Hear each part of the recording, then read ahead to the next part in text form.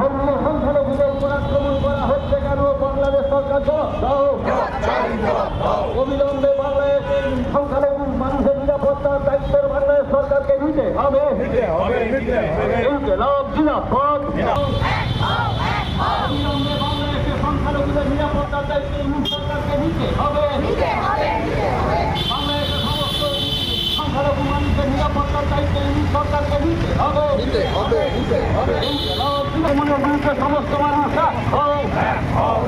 সংখ্যালঘুদের উপর আক্রমণকার সাথে বাংলাদেশ সরকার জবাব দাও।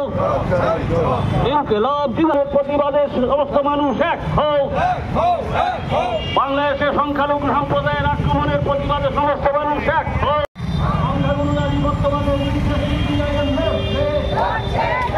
সাম্প্রদায়িকতা, ধর্মহীনতা, মৌলবাদের বিরুদ্ধে সিপিআইএম লড়ছে। সমস্ত মৌলবাদের বিরুদ্ধে সিপিআইএম লড়ছে। মৌলবাদের বিরুদ্ধে ইনকিলাব জিন্দাবাদ। বাংলাদেশের সংখ্যালঘু মানুষের উপর আক্রমণের প্রতিবাদে সিপিআইএম এর